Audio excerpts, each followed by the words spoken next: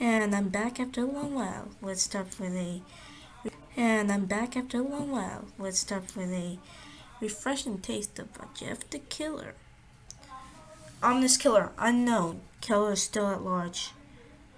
After weeks of unexplained murders, the ominous unknown killer is still on the rise. After little evidence has been found, a young boy states that he survived one of the killer's attacks and bravely tells his story.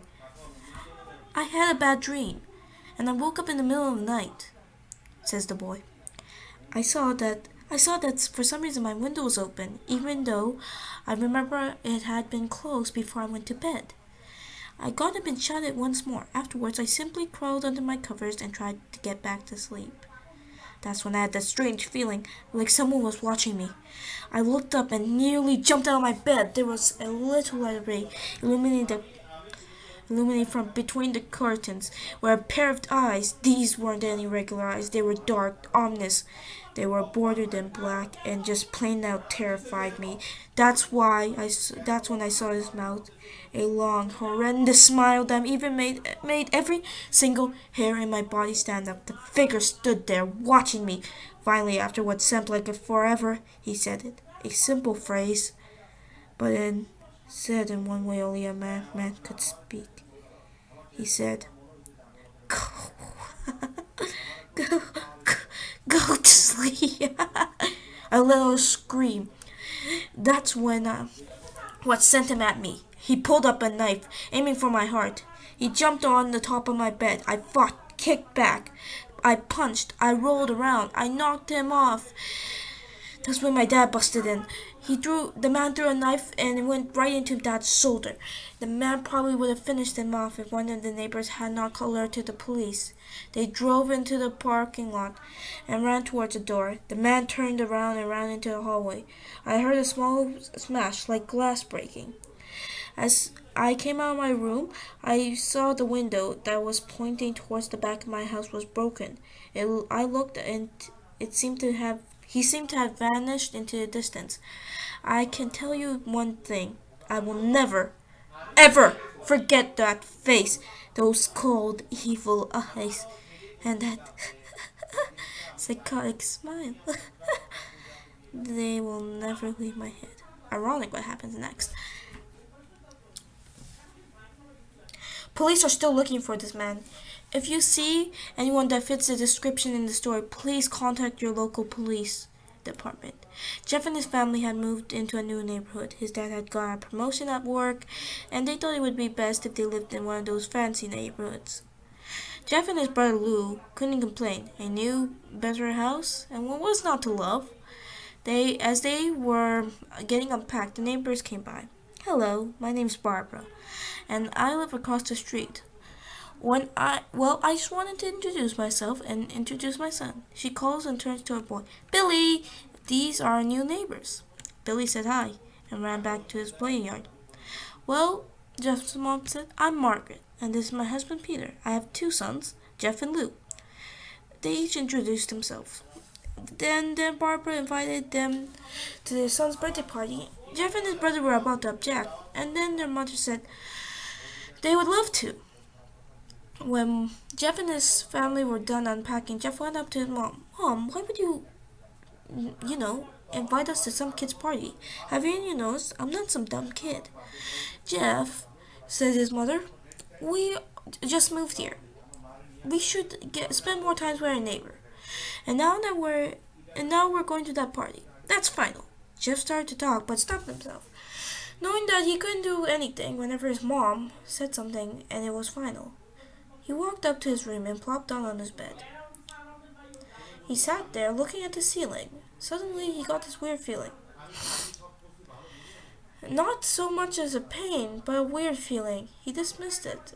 It was some kind of random feeling. Then he had heard his mother calling down to get his stuff. Then he walked down to get it. The next day, Jeff walked down the stairs to get breakfast and got ready for school. As he sat there eating his breakfast, he once again got that feeling. But this time, it was stronger.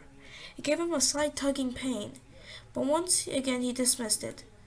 As he and Lou finished their breakfast, they walked down to the bus stop. They sat there and waited for the bus, but all of a sudden, some kids on a skateboard jumped over them, only inches above their lap. Hey, what the hell? One of the kids landed on there and turned back to him. He kicked the skateboard up and caught it with his hand. The kid seemed to be about 12, 1 year younger than Jeff. He was wearing an Aeroplast shirt and ripped blue jeans. Well, well, well, it looks like we got some new meat. Suddenly, two other kids appeared. One was super skinny and the other huge. And the other was huge. Well, since you're new here, I'd like to introduce myself.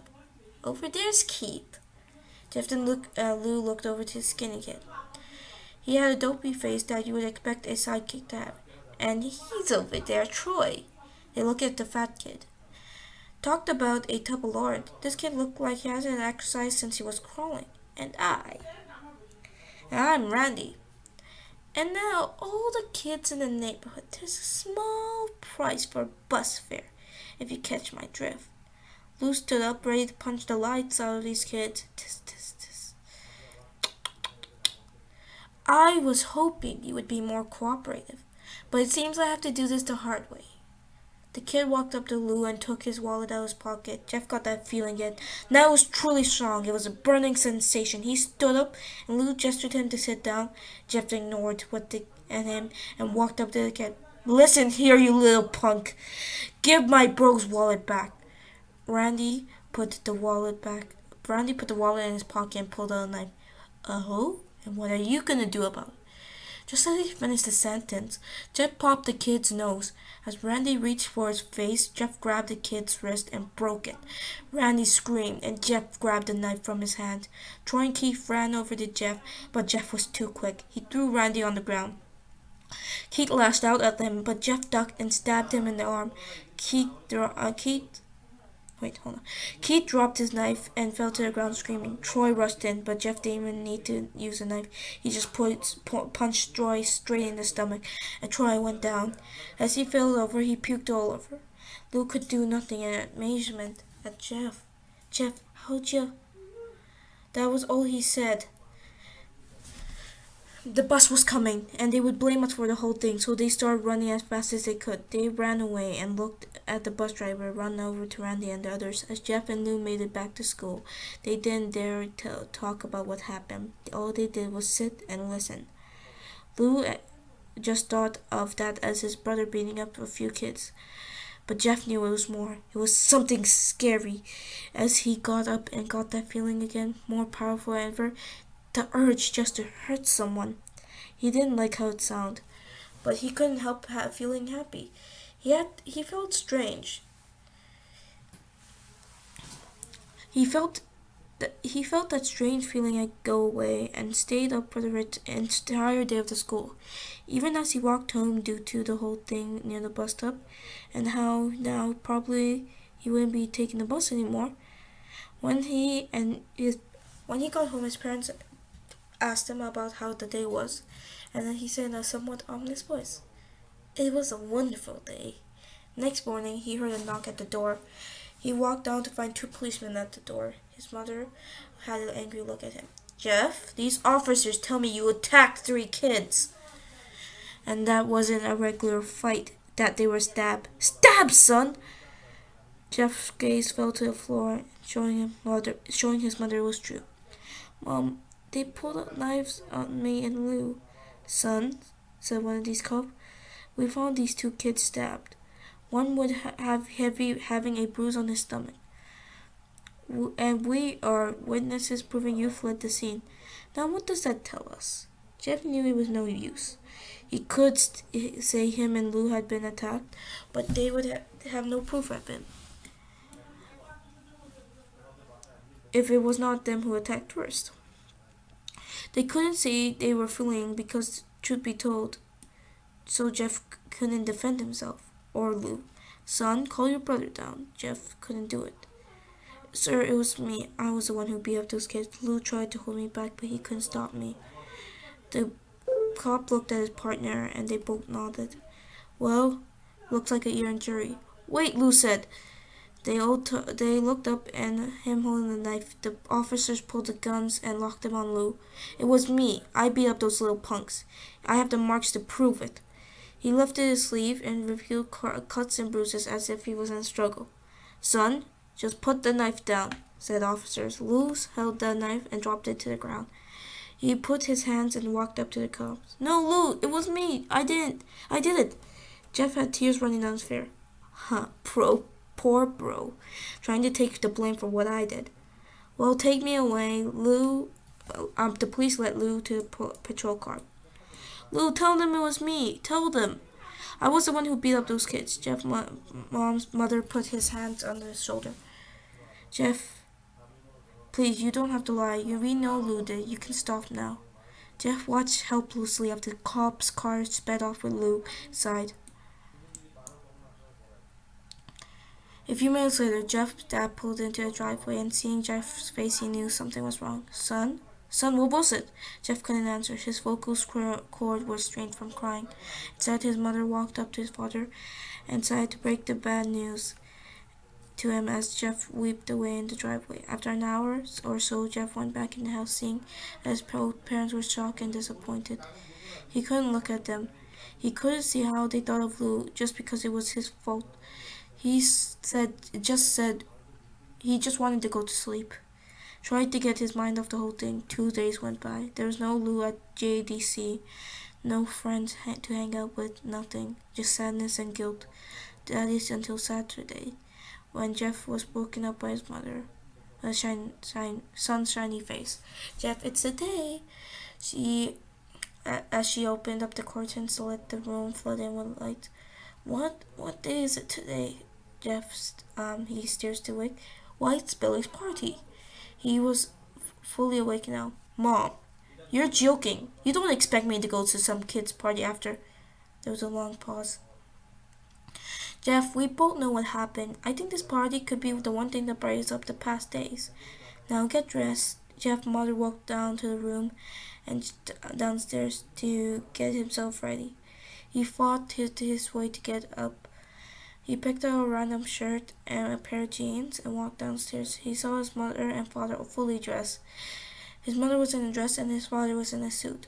He thought, why would they wear such fancy clothes to a kid's party? Son, is that all you're wearing?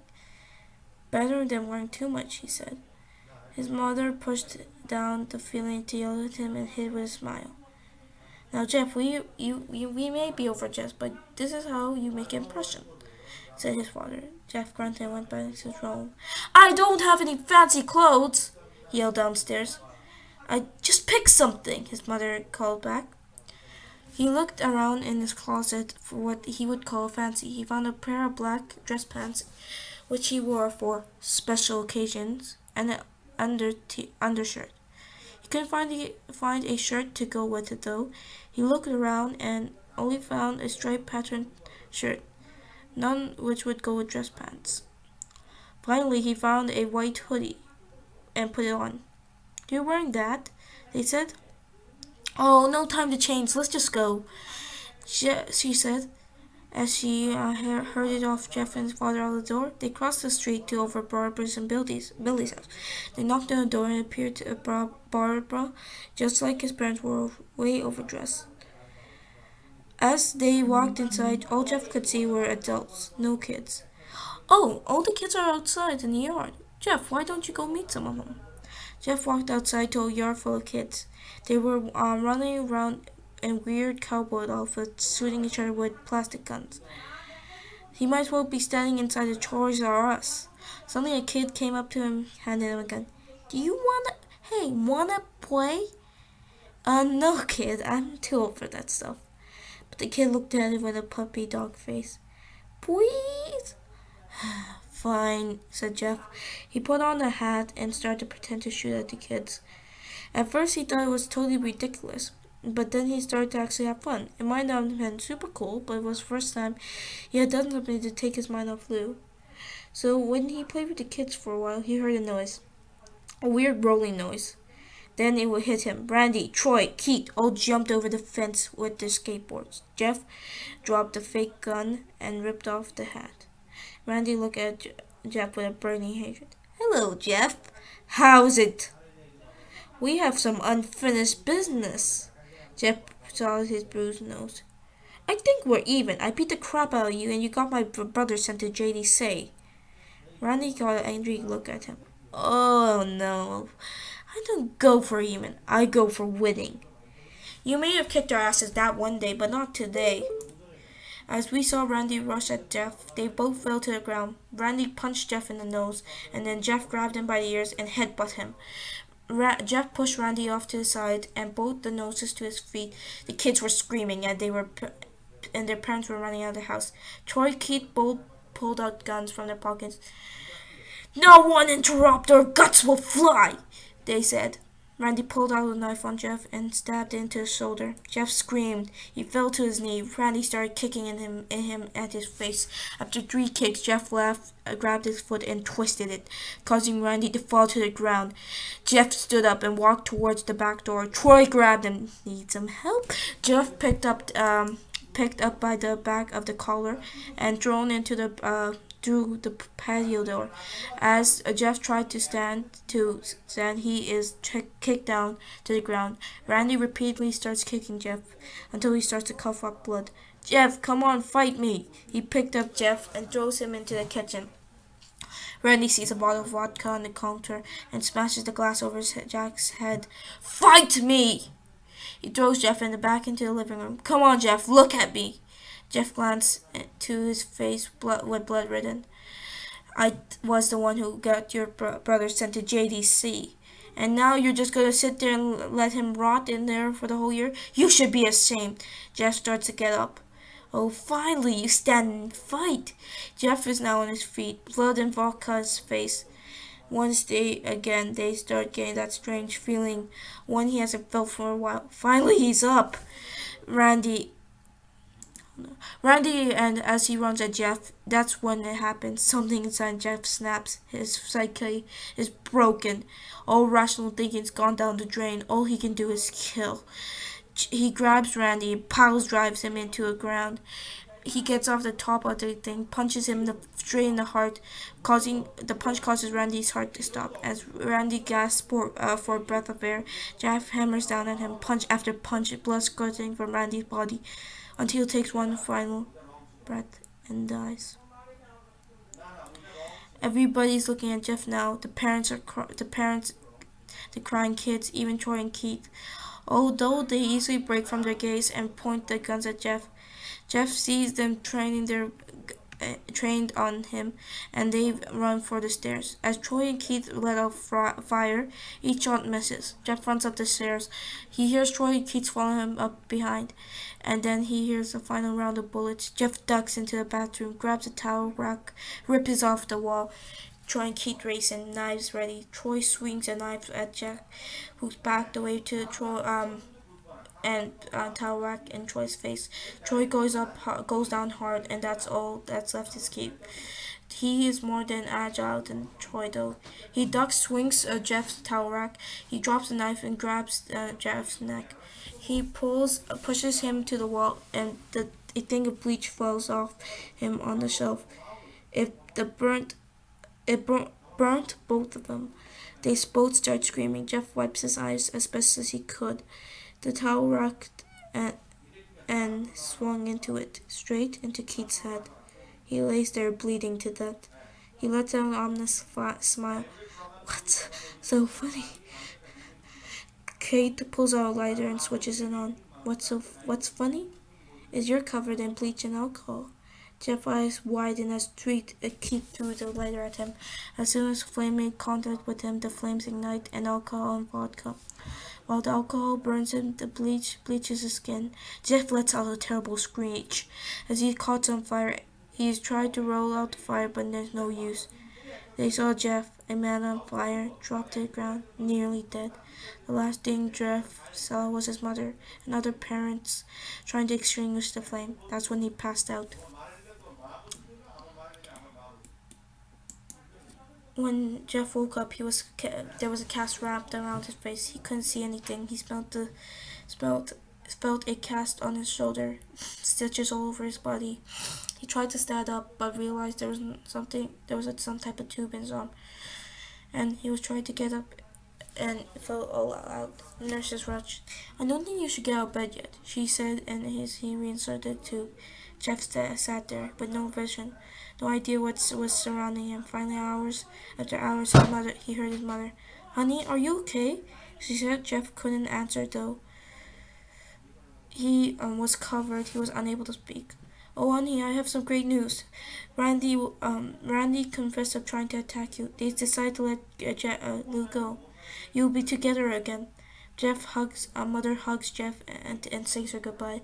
The next couple of weeks were Jeff visited by his family and came in when his bandages were removed. His family were all there to see him.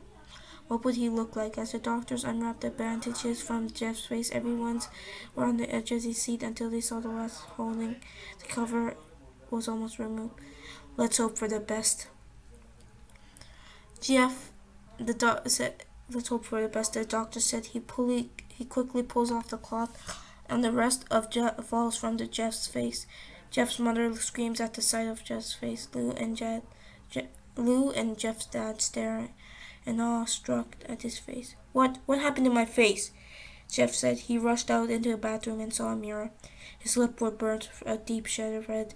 His face was turned into a pure white. His hair swung from brown to black. He slowly put his hand over his face. It had a sort of leathery feel to it. And looked back. Jeff, said Lou. It's not all that bad. Not bad.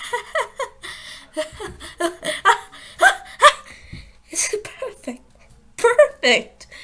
His family were equally as surprised. Jeff started laughing uncontrollably. His parents noticed, and his left eye was twitching. Is Jeff gonna be okay? Okay. I've never been more happy. Look at me. This face goes perfectly. He stroked his face, feeling it, looking at it in the mirror. What caused this? Well, you may recall that Jeff was fighting Randy, and something in his sanity snapped. Now what was left was a crazy killing machine. That is, his parents didn't know. Doctor, is my son alright, in the head? Oh, yes, this is typical behavior for... Oh, yes, this is typical behavior for patients on taking large amounts of painkillers. If his behavior doesn't change in a few weeks, bring him back here and we'll do a psychological test. Oh, thank you, Doctor. Jeff's mother went over to Jeff. Jeff, sweetie, it's time to go home. Jeff looked at the mirror. Okay, mommy.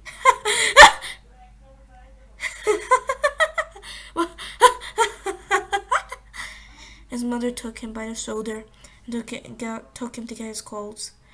This is what came in. The lady at the desk looked. Jeff's mother looked down to see black dress pants and a white hoodie her son had worn. Now they were clean of blood. They were stitched together. Jeff's mother leaded him to the room where he made him put on the clothes. Then they left, not knowing that was the final day of their life. Jeff, what are you doing? His mother asked. Jeff looked over to his mother.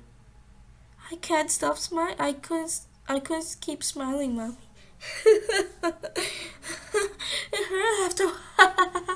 Now I can smile forever. Later that night, Jeff's mother woke up coming from a sound from the bathroom. It sounded as if someone was crying. She slowly walked over and saw. When he saw the bathroom, a horrendous sight. Jeff had taken a knife and carved a smile onto his cheek. Jeff, your eyes! His eyes were seemingly never closed. Jeff looked over to my mother. Jeff's mother noticed his eyes ringed in black. Jeff, your eyes! He said, I couldn't see my face, and I got tired of keeping it so I started closing my eyes. I burnt out the eyelids so I could see myself forever. My new space! Jeff's mother slowly started to back away. Seeing his son was gone and saying, What's wrong, Mommy? Aren't I beautiful? Yes, son. Yes, you are. Let me go get Daddy so he can see how his face is. Honey, get the gun. She stopped as she saw Jeff in the hallway holding a knife. Mommy, you lied. The last thing they saw was Jeff rushing them with a knife, cutting them both. His brother Lou woke up, startled by the noise. He didn't hear anything else, so he just shut his eyes, and tried to go back to sleep. As he was on the board of his slumber, he got the strange feeling that someone was watching him. He looked up and saw Jeff covering his mouth. He slowly raised the knife and plunged it into Lou. Lou asked if he was trying to grip. Just go to sleep.